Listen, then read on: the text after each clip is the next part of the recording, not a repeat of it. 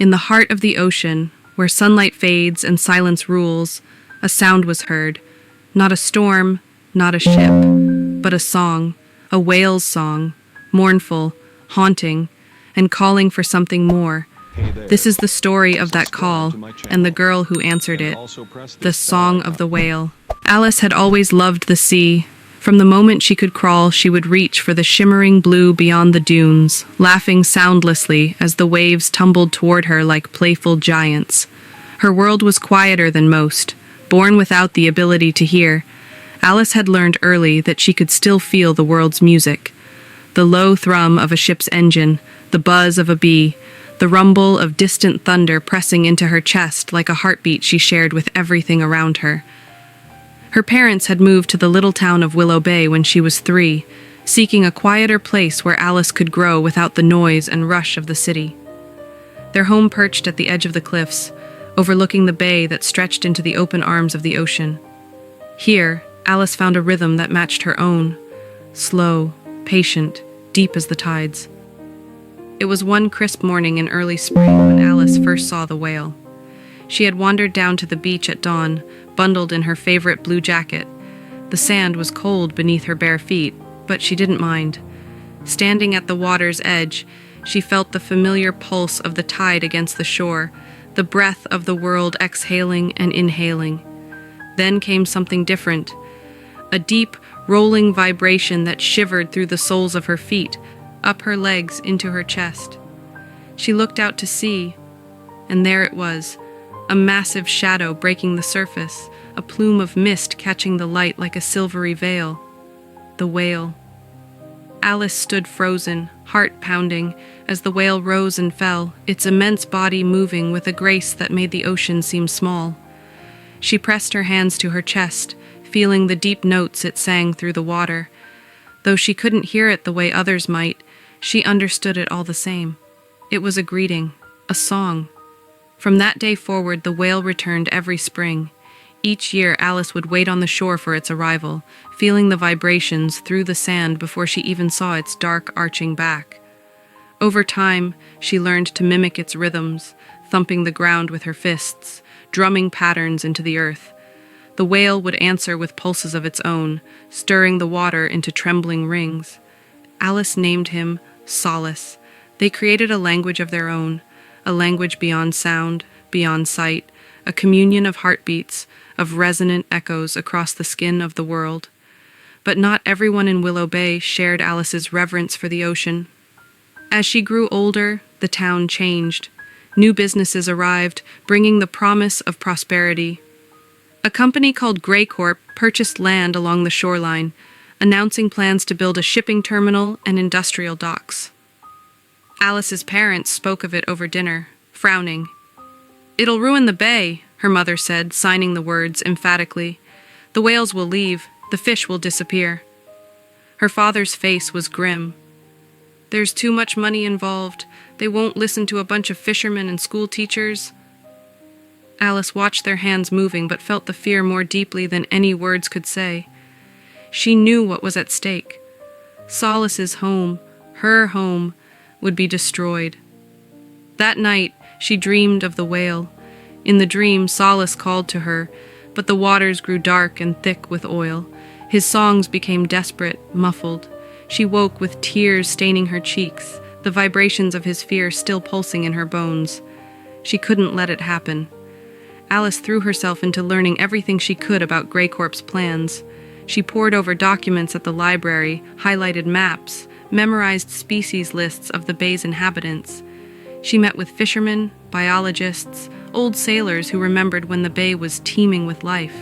She learned about sonar, about the way ships disoriented and deafened whales. She learned about the permits Grey Corp needed, and how they might be challenged. Alice had never liked speaking in front of people. It was hard enough communicating one-on-one, with her notepad or her halting speech. But for Solace, she found a courage she hadn't known she possessed.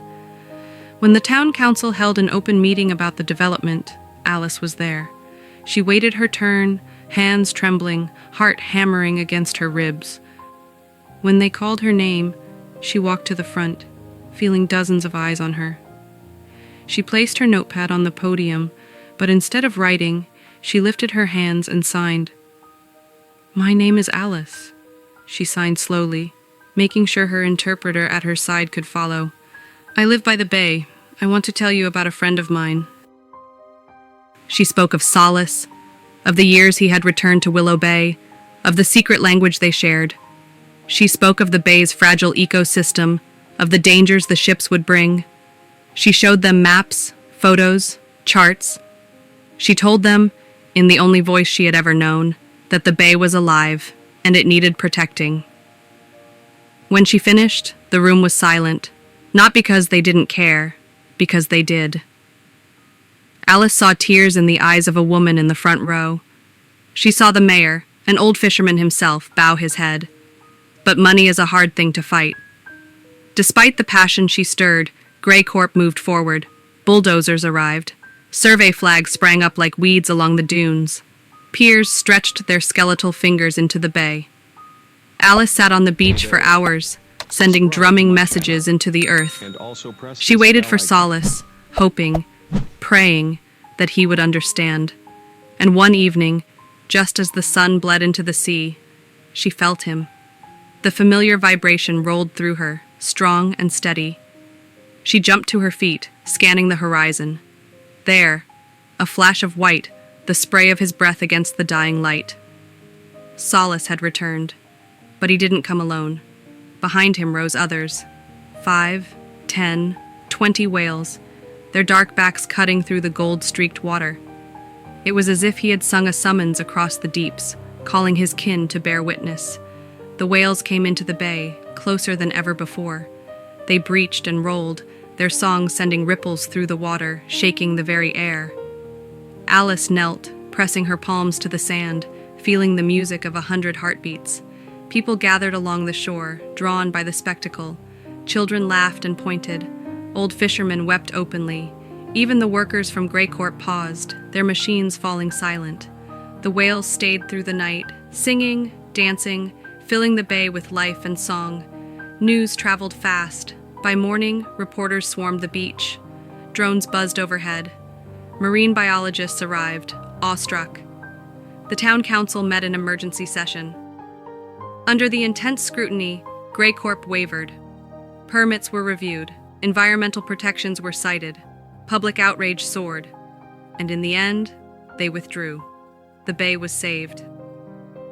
Alice stood on the cliffside, watching as the whales lingered for days, as if celebrating. She laid her hand on the earth, feeling their voices reverberate through her bones. Solace rose one last time, closer than ever before, and for a breathless moment, their eyes met, a gaze so deep, so knowing, it made her chest ache. She raised her hand and drummed a slow, steady beat against her heart. "Thank you." And in the water, Solace answered, his great fluke slapping the surface with a mighty boom that echoed through the land and sky. When he and the others finally turned back to the open ocean, Alice didn't feel sadness. She felt something stronger, a bond that distance couldn't break, a song that would never fade. In saving the bay, she had found her voice. In Solace, she had found herself. And every spring after, when the first vibrations stirred the shore and the mist curled above the waves, Alice would smile, knowing he was there, singing to her as she sang back, a song beyond words, beyond hearing, a song that belonged to them alone. Some say the sea keeps its secrets, but sometimes it sings. To my channel. And those who listen also press closely this may bell find icon. more than just answers. They find a part of themselves. If this story moved you, leave a in the comments, subscribe for more emotional tales, and share this video with someone who still believes the ocean has a soul.